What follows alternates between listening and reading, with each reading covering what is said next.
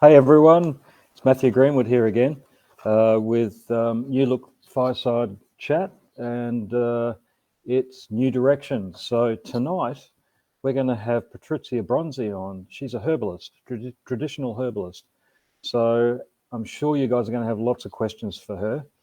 But before we get to that, do a little bit of housekeeping. So we're live on Be Live TV and Matthew Greenwood Spiritual Journeys.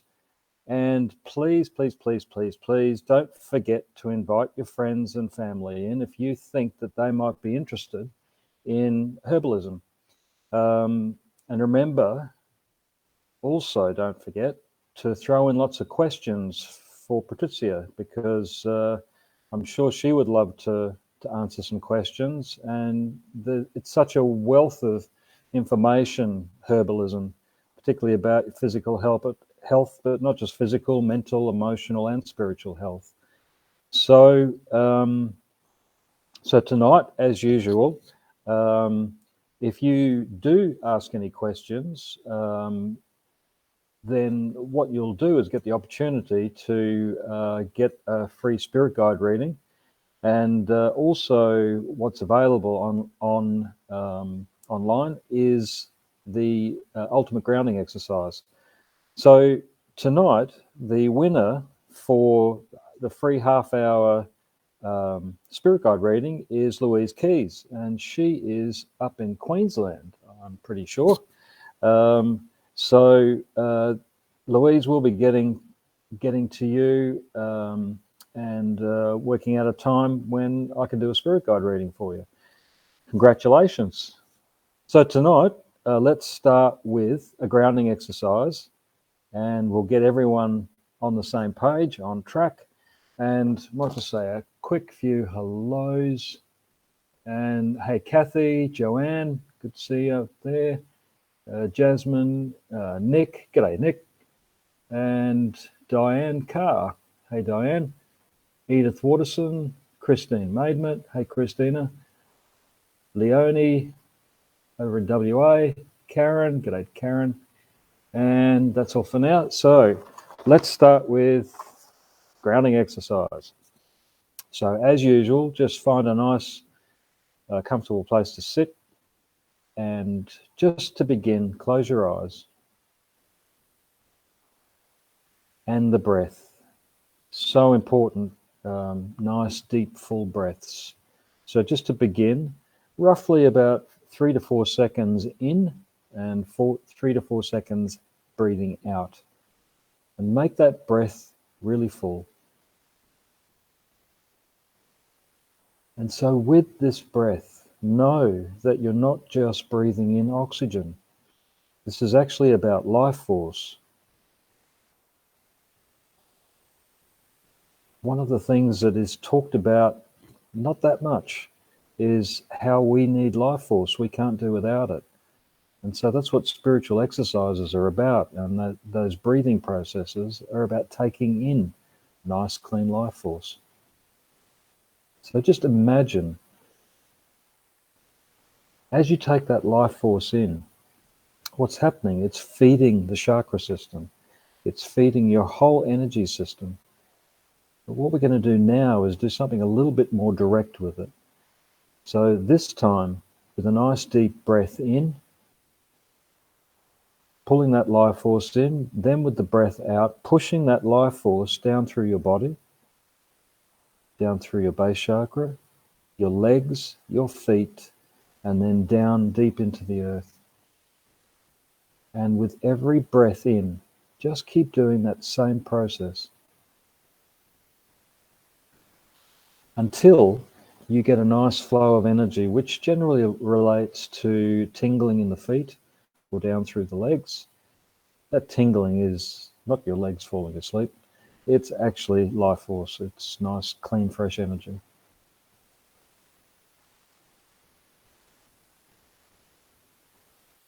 So it shouldn't take too long to get that connection through your base chakra.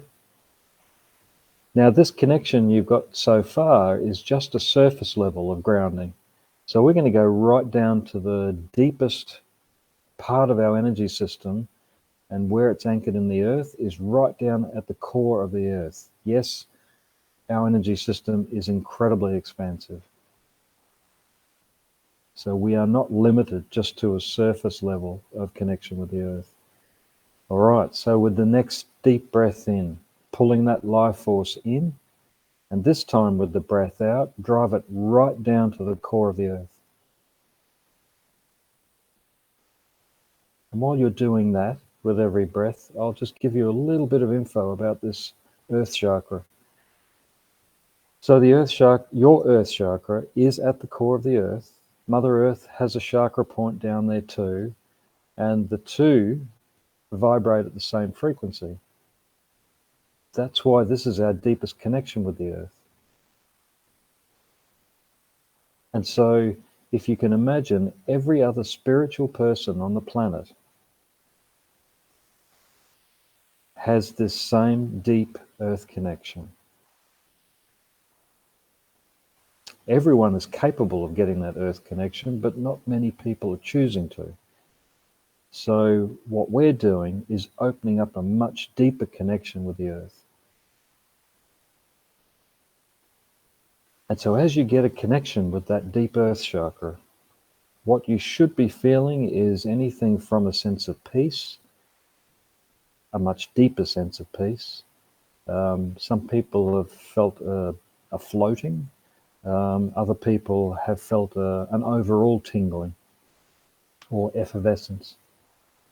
So that's that deep earth connection, right down through to your earth chakra. So now, once you have that, I'd like you to relax your breath, knowing that that's running on automatic. It's just flowing beautifully. So this keeps us deeply connected to the earth, but what we also want to be able to do, particularly at these times we're in, with the amount of stress, fear, anxiety that's being thrown at us, we need to also be raising our frequency. So that's where we're going next. So there's a point of energy within us called our core star energy. It's literally the energy of God or the universe deep within us. So that's where we're going. So if you can now bring your awareness to the center of your body to start with,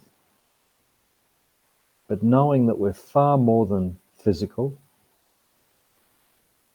We're a little bit like the TARDIS in Doctor Who.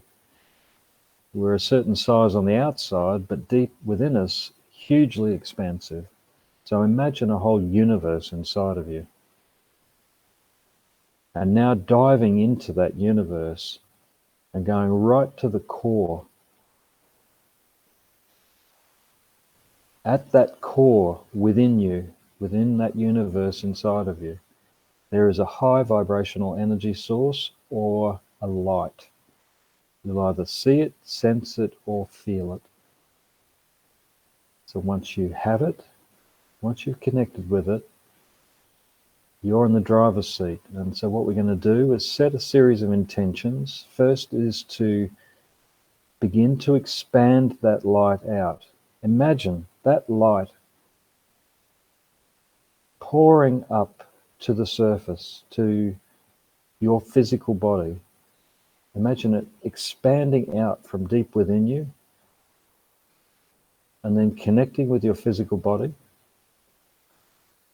And imagine every cell in your body literally raising in frequency.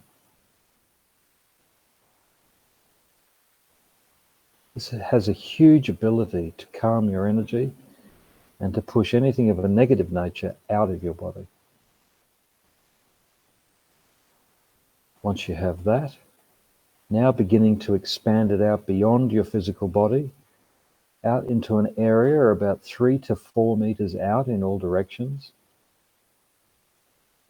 So what that connection is your 9th to 10th energy body, which is basically from your physical right through to those 9 to 10 energy bodies.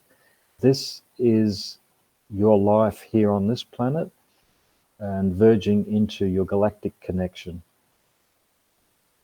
as our consciousness expands beyond human consciousness. So filling that space with light, 3 to 4 meters out in all directions. All right, on the count of 3, what I want you to do is explode this light out in all directions limitlessly, no boundaries. When you're ready, 1, 2, 3, let it go. Just let that light expand out. Remember, no limitations. And not just through space, but imagine that light expanding out through time into your future. And let's tweak that with an intention. So if you allow that light to expand out into your future via your optimum spiritual path. So we can have many paths as we go through life. But just imagine this light shining the way. It's already there as you set this intention. It's already guiding you to the best spiritual path that you can take. Do you need to know what that spiritual path is? No. All you need to do is recognize that energy of that high frequency you've just tapped into.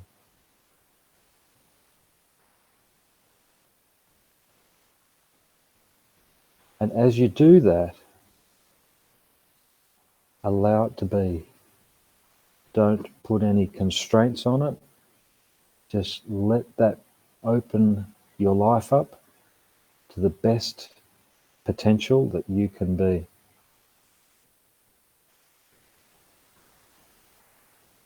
And what will reinforce this, if you do that grounding exercise at least twice a day, it should only take, once you've done it a few times, it should only take half a minute to a minute.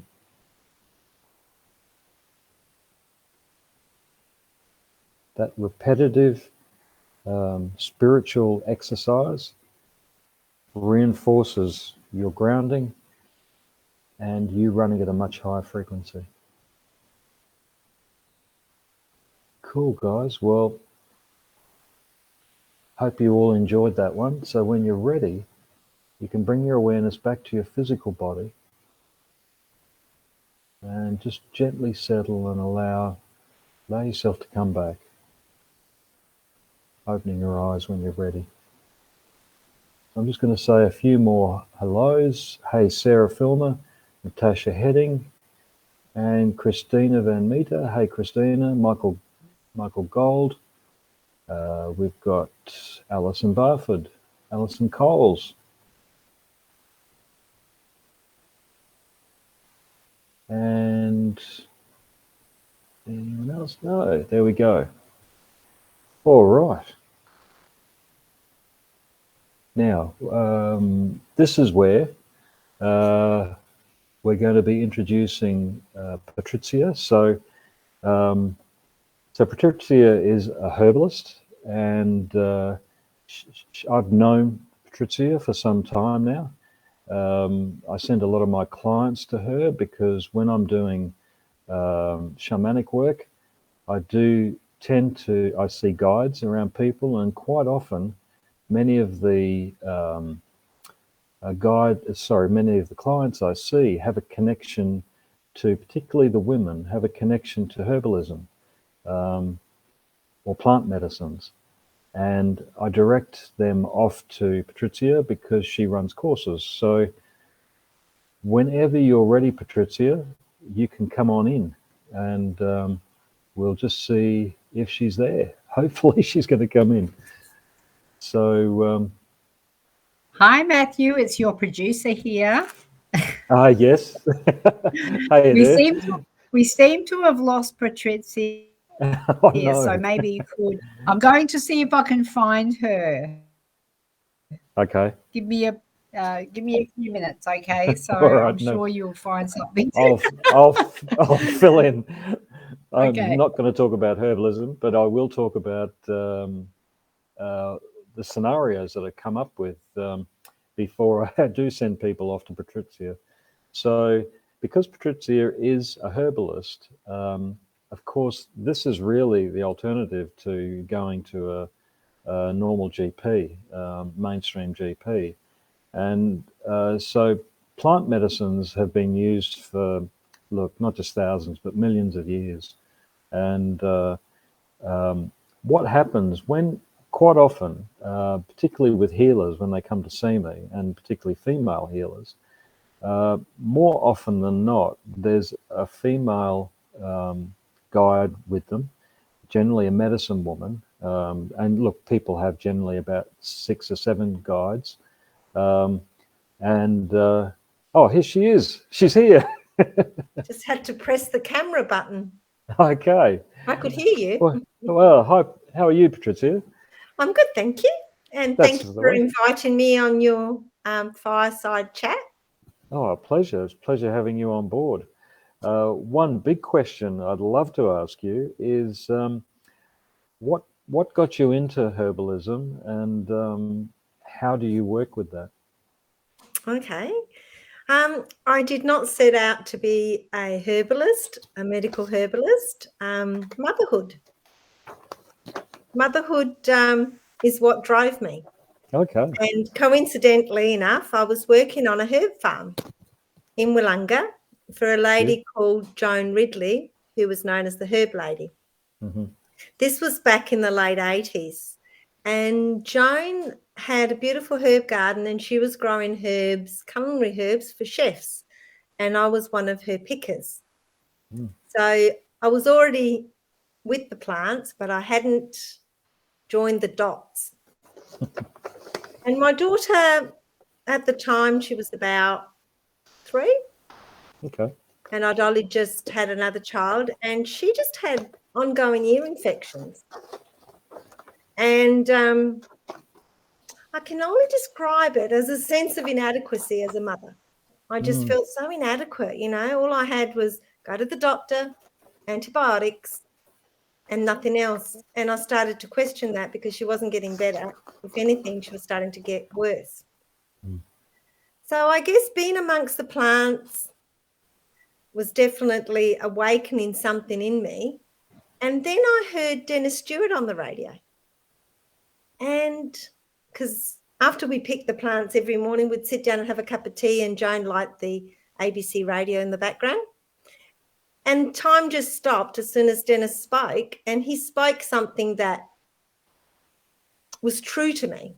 And he was talking about his herbalism and plants and medicine. And all I can describe is the lights went on for me. It was that moment. And then I thought, right, I've got to meet this guy. I back then in Australia, when I researched, there was only really Dennis Stewart in Gosford, or can't think of her name, which is a shame of me, in Victoria. So it'll come to me. She's passed away now, but she was amazing as well. Dorothy Hall. That's really the only two that were really active in Australia in the 80s.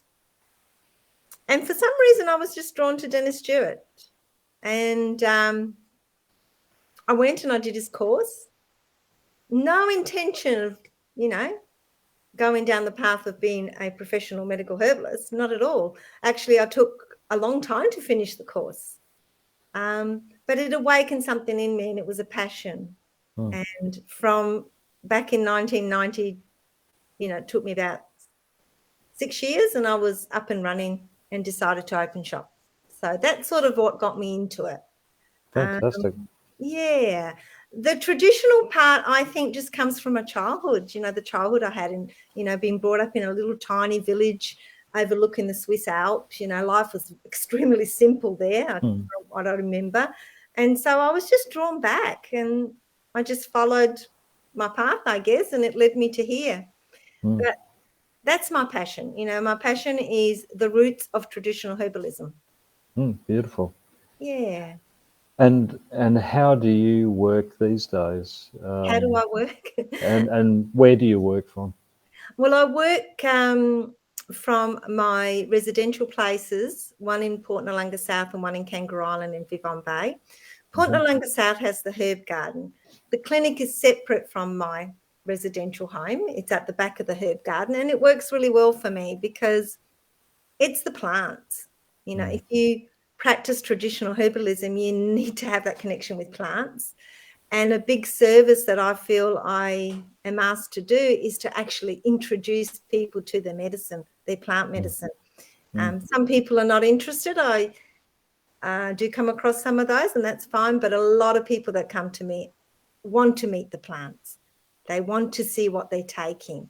And then it's really about an art, you know, really just being that medium, I guess, for people to actually get the right plants in the right dose for the magic to happen. So it's not me, it's the plants. Yeah. Would you say that the way traditional herbalists work is similar to the way, say, a medicine woman would work in a village? I don't know. I guess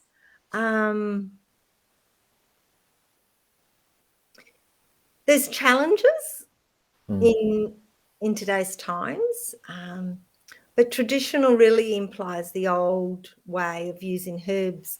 So I guess a medicine woman may have only done teas, or like the Aboriginal used a lot of steam and inhalation and you know, so I guess for me a traditional herbalist is really about using the whole spectrum of the plant and then just finding which way to apply it. Because different preparations will have different results. So, you know, sometimes a tea is more appropriate for a person. Sometimes a fluid extract is more appropriate. Sometimes what this person needs is what I called spirit doses, you know, very minute doses of the herbs. Sometimes I need tangible doses. So I'm not too sure which way a shamanistic medicine woman would have worked. I would have imagined she'd work a lot with the energy, which I do. But in practice, I think we blend in a lot of things. Yeah, sure. And I think the wonderful thing about Dennis Stewart is that he taught us about being in the middle, you know, being in that zone, not being polarized. You know, so he taught us, you know, the 60 had gone and we were approaching a time where he foresaw that we were all ought to integrate. So he actually gave the title of medical herbalism because we were taught, remember this is the 80s, we were taught basic science up to nurses level so that we could refer on to doctors. Well, it hasn't kind of happened, but that was his intent. But I think the thing of that is he taught us that everything has a place. Yep. And I guess that's, so the traditional herbalist in these days has to realize everything has a place, but it's about keeping that knowledge alive because it's getting watered down a lot in our educational universities. I'm hearing it's getting watered down a lot, and I think we need to keep it alive, and it will stay alive just as it has in the past. Yeah, beautiful. I've got a question here from Nick Grant. Hi, Patricia. Thank you for coming on and sharing your wisdom. Where do you source your quality seeds and cuttings, etc., from? Oh, good question, Nick. My pleasure to be here, Nick. So being a traditional herbalist, it's really about connecting with the plants. So I feel personally the plants that grow locally is where we ought to be really focusing on making our medicine from. And I seek seeds from everywhere. Just for an example, the echinacea that I grow in the garden comes originally from Professor Elliott, who actually brought it in from Australia a long, long time ago. And he had to go through a lot of hoops to get the American echinacea seeds over. So I still keep those seeds alive. And they're to be shared. So whenever I do a walk and talk, you know, People get a little bit overwhelmed at how many cuttings, how many seeds they go away with, but it's all about just sharing. And I only ever charge for something if it's in a pot with soil and I've had to do it in a pot with soil. Otherwise, it's all free. Yeah. And that's how it should be. So I do source seeds from other herbalists, from people that just share. I have got some from Rare Herbs, but mainly my seeds come from other people. Beautiful. Yeah. Cool. And I've got, so Paul was on last or fortnight ago. Paul is the grower. So he grows herbs and grows plants and fruit and veg. And he's saying, I can help grow you some. Oh, fantastic. Actually, have to put you two together, I think. Yeah, Paul, this would be wonderful. So growing herbs in a traditional sense, I guess Australia isn't quite in the ball game. I mean, up in where I studied in Gosford, the Hunter Valley, there were some people, I'm not sure what they're doing now, but back in the early 90s when I was traveling up there to study with Dennis, we went on field trips and there was people growing dandelions, fields of dandelions, and they were being quite innovative. They were using carrot pickers to harvest them. And Professor Elliott and Dennis had an amazing crop of echinacea, but I do believe there is a crop of echinacea in Queensland. The only thing and I do get people very serious about growing herbs commercially. And I think that the thing you got to remember, it's third world labour. So I guess making that big income isn't quite there. That's why it hasn't happened.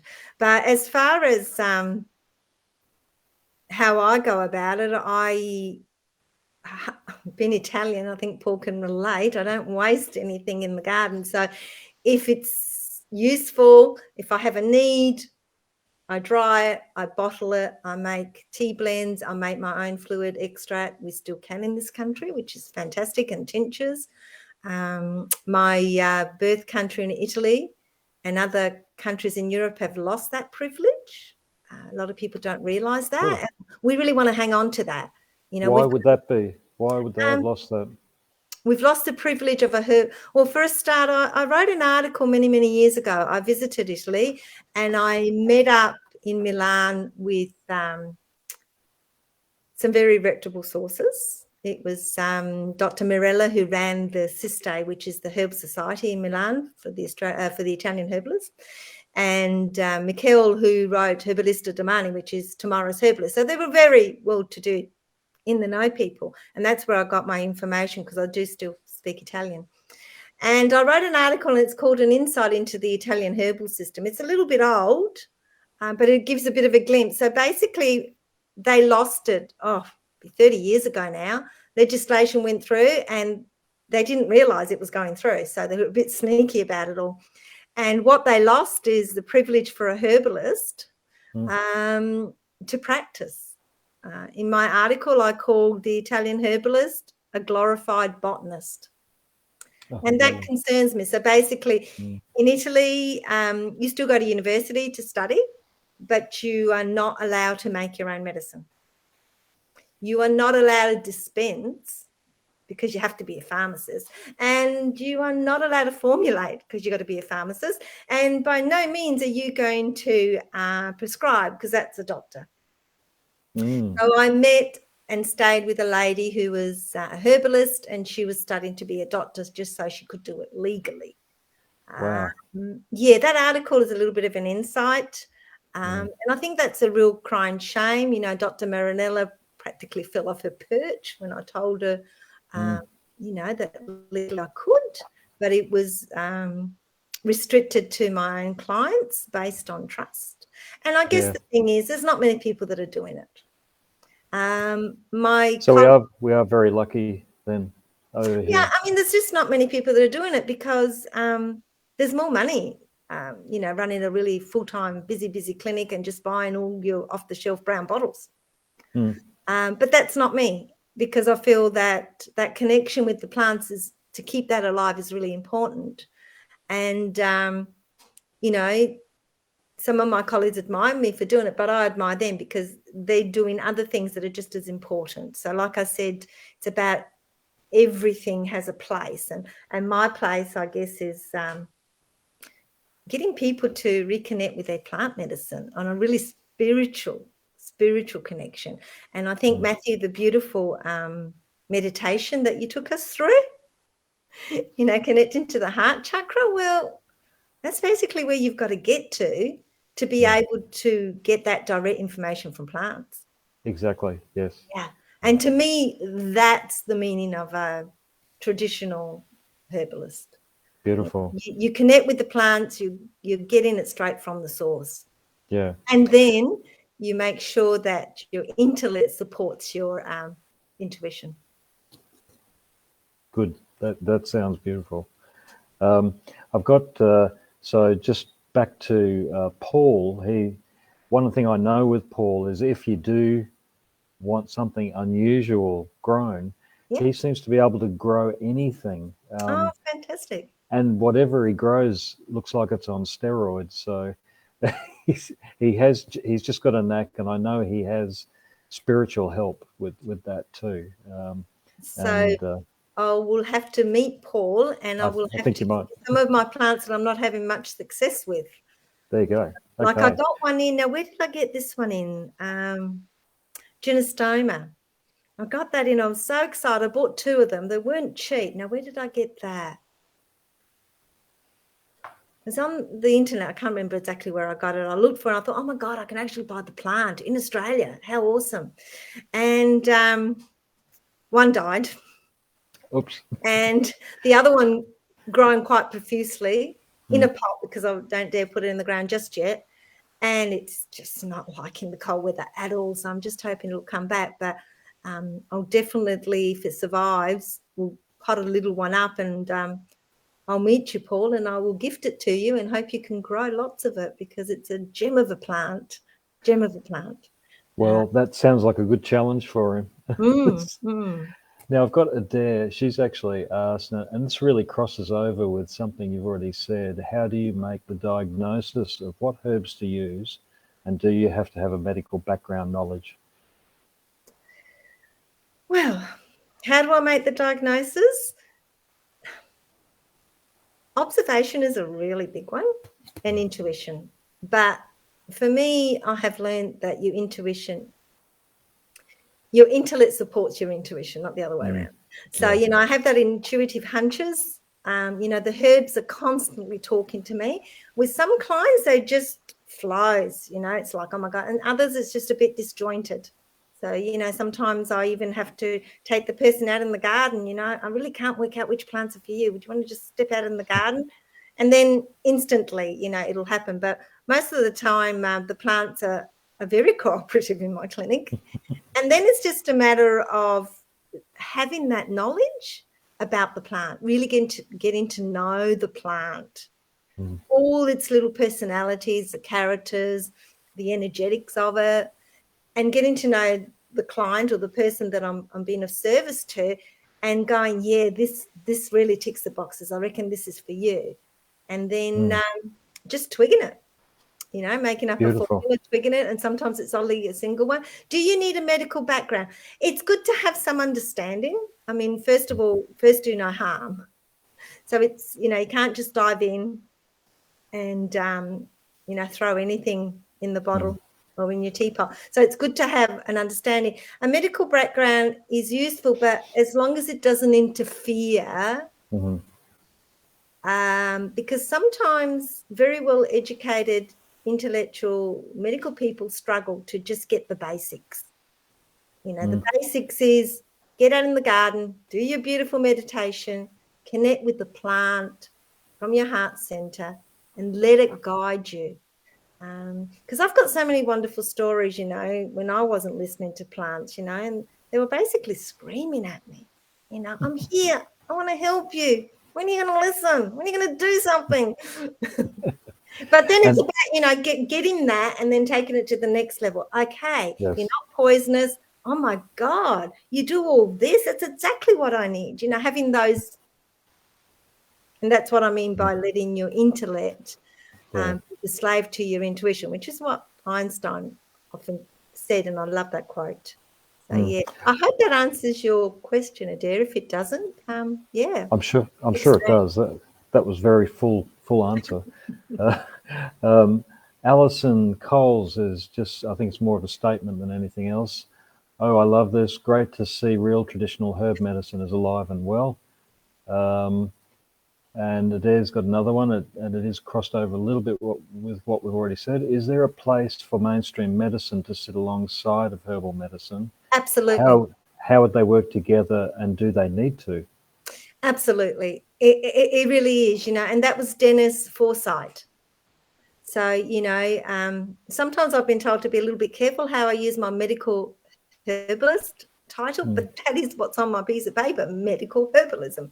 Now, Dennis did that because that's what he wanted us to do. He didn't want us, like, we don't claim to be MDs. We're not doctors. But herbalist is a loose term, okay? Anybody can call themselves a herbalist.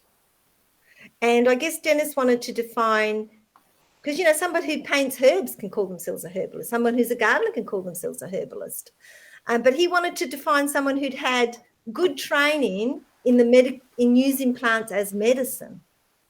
In America, the title has gone to clinician, clinical herbalist. So it's all to do with, titles. But that was his foresight, and we have got some herbalists working in the medical field really well. But it hasn't happened the way that I think Dennis would have liked to happen. Basically, once you've done all this training, you're out on your own. You might find doctors that you can share information with, but that's what we really need to do, though. We really need to collectively put the client's best interest, at heart, and go, right, I can bring this to the table, and somebody else goes, well, so you've got the traditional herbal medicine. Okay, well, you've got the more contemporary herbal preparations. You've got the pharmaceuticals. What's best for the client?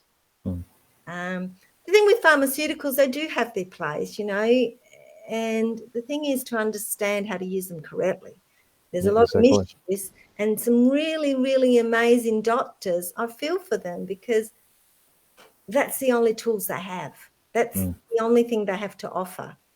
And I'm sure there is places in the world that is leading and have blended the two, but it hasn't happened here. Yeah. And it definitely hasn't happened in Italy. No, it probably won't, by the sounds of it. And in America, because I took a trip over to America. So in 2015, I think I shared with Matthew very briefly, I was called back to visit these very old ancient trees.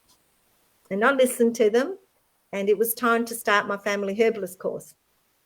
And so 1 year into it, so I started that in 2016, I started taking on students and teaching them traditional herbalism, not to the level to practice, but to the level of being a family herbalist. And my belief is every herbalist needs a family.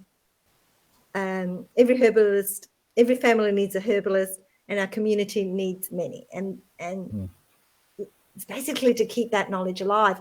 And so in 2017, I actually took a trip to America because I was really impressed with what was happening over there. And it gave me so much guidance. It was amazing. I never thought the American people were so incredibly friendly and supportive. They welcomed me. And I got to see people that were doing what I was trying to sort of set up here in Port Noarlunga, very successfully, and very humble beginnings. But, there is a place for that. And I'm hoping that the community of herbalism can grow with time. I think if we get any more situations where freight is affected big time, panic hits the scene, we've seen it earlier on, where herbs just weren't available. They're just all sold out. Yeah. And so people were starting to panic. And I kind of went, okay, let's go for a walk in our neighborhood and let's see what there is. And all of a sudden I got to find plants that, oh my God, I never knew that you had similar property to pleurisy. So we can't get pleurisy, right, but we can get this herb that grows right in our backyard. That's traditional herbalism. That's keeping our roots of herbalism alive, knowing that what you need is here on the land that you can walk on. There's just so many plants, and it's going to take more than a lifetime, many lifetimes to ever, and probably never, to get to know them all. One thing I learned myself, because I in my level 2 shamanism course, I take people out into the forest and I get them talking to plants, but and they get really good, clear information, and quite often they connect with the same plant unknowingly, and they'll get the same information, which is really cool and confirming. But one thing I've learned in connecting with plants is that plant, beyond the physical aspect of plant consciousness changes, or the plants that grow in a community changes depending on the health of the people in the community. And I was actually shown this also over on Rosebud Indian Reservation with plants that used to be there in very, very small quantities that would help people with cancer. And the medicine men would make medicines up from these particular plants, but they were really hard to get hold of. Now, because cancer is so widespread over there, the plants are very common to find now. So they see that connection between human consciousness and plant consciousness. So I just love that stuff. Well, then back to your question, that's traditional herbalism. Yeah. Yeah, absolutely. Beautiful. Absolutely. Yeah. And, when you do your meditation, something else came up. You know how you get us to take in the life force? Yes. And what came through very strongly is plants offer us their life force. Yes, they do. Without plants, we wouldn't be on it, full stop. So everybody has a relationship with plants. And it's not just for some special people. No, everybody has. It's just about letting yourself go quiet within to make that connection. And I reckon in these times it's really important because people need hope. They need empowerment. They need to know there's things they can do.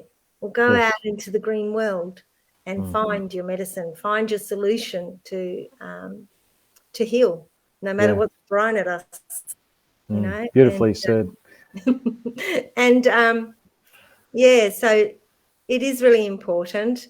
And food, medicine, and all the spiritual stuff. I mean, flower essences. I've just finished a short course that will be offered on flower essences. And, they're just so gentle. You can't do any harm with them. And anybody can make them. And it's just so powerful. And Dorothy Hall was really big on flower essences. And I truly agree with her. So flower essences are nothing to do with essential oils, okay? Totally different there. It's instilling the vibrational essence of the flower into the water. Yes. But Dorothy Hall was a big one. She was into drop doses, very different than Dennis. And she believed that you needed to add flower essences to your formula. Now, I didn't study with Dorothy Hall, but it really rang true to me that to this day, I always put flower essences into the formula. And sometimes a client would say, look, I'll just have a repeat. That worked beautifully. I don't need to see you. Just give me a repeat. And I'll make it up, but I might not put the flower essences in. I'll go, oh, well, I don't know what her emotions is. I'll just leave it out. And I'll tell you 9 times out of 10, that person will say, there was something different about that formula. And I'll go, oh, yeah, I left out the flower essences. And they go, well, I need them. They made a difference. So, you've got to find your truth. But once you found your truth, because I was a bit, sitting on the edge many years ago, I thought, oh, am I being taken for a ride? Is this for real? But I didn't close the door. I left my mind totally open, and then I found the truth, and it kind of blows you away, on what level, perhaps not to you, Matthew, but it kind of can blow you away on what level plants can heal. So flower essences are all about emotional spirit medicine. Beautiful. And I've got a question from Kathy. Do you supply to naturopaths or other alternative medicos? And No, I don't. So basically, I teach what I have come to learn. I teach the basics, and then I share my art. I make herbal medicine for my clinic. I am in the process of trying to get a little e-commerce sort of thing happening, but it'll be limited. Very small. Think back to village living. The herbalist makes the medicine for the village people. Yeah. And plus, it's impossible for me to make enough to sell to other practitioners. So, yeah, it's limited. Sure.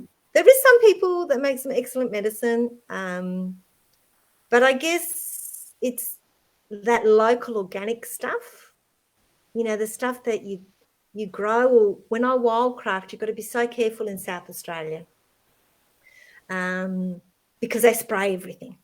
Yeah. So the only way that I can wildcraft is to friends who own land, and I might go for a walk on their property, and I will see plants that are growing that have not been sprayed. Seeds from heaven have been sown. Nobody sowed them. They're just opportunist plants that humanity on our little community needs. And I will ask if I can harvest them. So that's how I wildcraft. Cool. But then there's more finicky plants that, don't grow in the wild here, like echinacea, and it takes a bit of effort to get a good crop up. It's limited, it's limited space that I have, and it's also limited to how much one person can do in 24 hours. But Sure. it's sharing that knowledge and then having people like Paul that go, hey, what do you need grown? Oh, I'll have it a go. And then, and sort of starting that kind of culture would be really lovely. Great. And another question from I think that's Stefan Alma. Any good books you can recommend to gain a beginner knowledge for herbalism? Oh, books. Oh, yes, there's so many books. Books are very personal, aren't they? They're a bit like friends. Yeah. I can tell you my favourite books, and you will go looking for them. Then you may just be thrown something different, and that might be your book. But David Hoffman, The Holistic Herbal, that was my first book I ever bought. So I hold that one really close, and he's a lovely man. He's just lovely. Great. Other books that come to mind, I mean, there's just so many. It depends what your interest is, but David Hoffman is a really, really good one. Penelope Odie is really great. Oh, and then there's the guy, what's his name? I can't think of it. Oh, he had a UK show on TV, and he called it Grow Your Own Drugs. So it was really right out there. And he's fabulous. Now, he's not a herbalist. He's actually an ethobotanist. But his book is full of inspiration and passion about go in the kitchen and make some of this stuff. And it's actually medicine. So James Wong. Yeah, he's a good one. But there's just so many books. Well, that's a good start. It is. And then there's more technical books that, might just be a little bit too much. Sure. Yeah, but that's great. I'm sure that will help him out. So Adair's got another question. She says she has psoriasis. Can you recommend a herb that would be good for that? Oh, I'm so glad you asked, Adair. Are you ready for this? There is a plant for your psoriasis. No doubt. Which plant? We have to find it so that you believe on how magical these plants are. Now, there are so many plants for psoriasis. What we have to do is work together on finding the right one for you. So I could definitely say try this, try that, but it'd be a hit and miss. I make psoriasis cream. You can try that. But at the end of the day, it's that unique plants and people. Okay, it's like you have green allies not far from where you live wanting to be of service. Without you knowing, when you go for a walk, they're probably screaming at you, or I prefer to say they sing to you. They're singing, look at me, you know, I can help.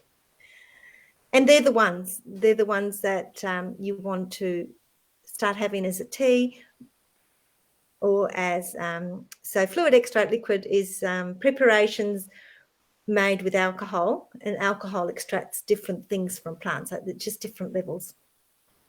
Also, psoriasis is about looking, right, what's the cause? So we have fallen into this habit of, I have a symptom, I don't like it, what can I do to get rid of it?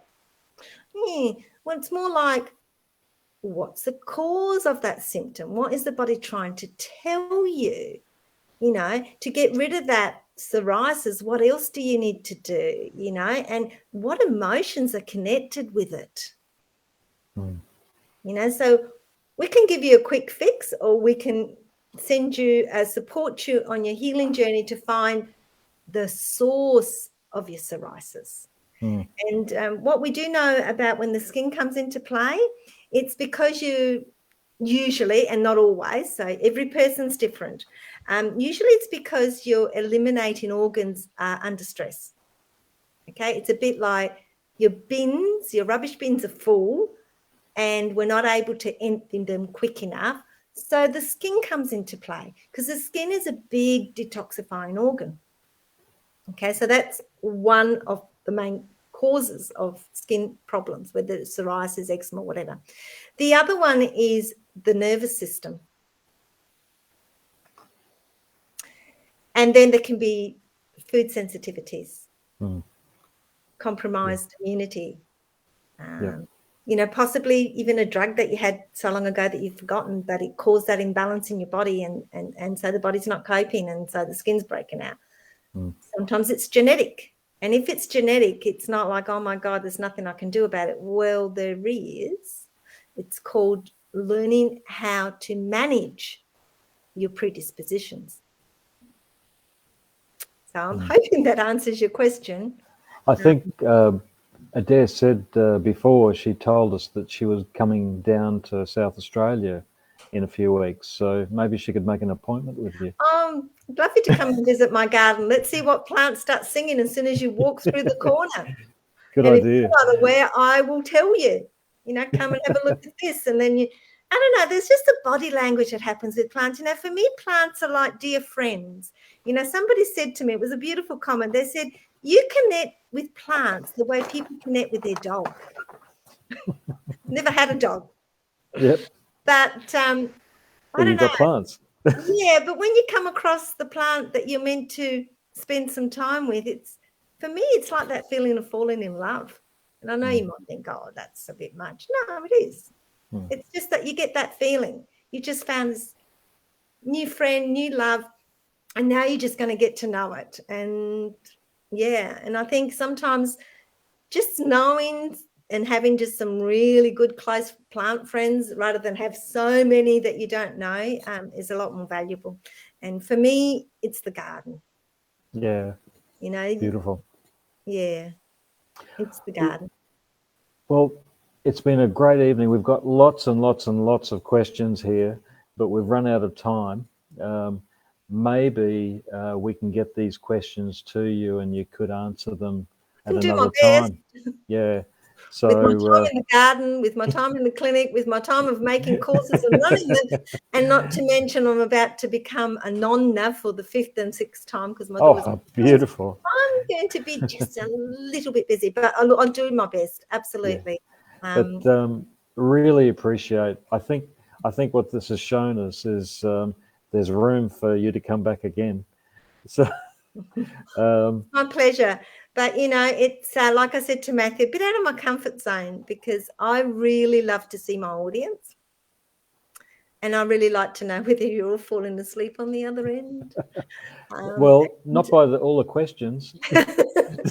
And you know, for me, having that, I'm Italian, you know, it's all about expression with your hands and your face, and you know, and you know, and then I really like to see what you would like to know, because Sure.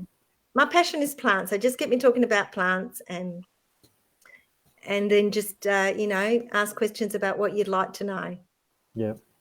Well, look, really appreciate the time you've given us, and My pleasure.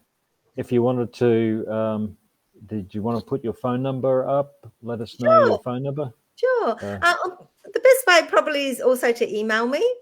And if anybody's interested in, so I've been running since 2000, I've been running Healing with Herbs, walk, talks, workshops, and classes.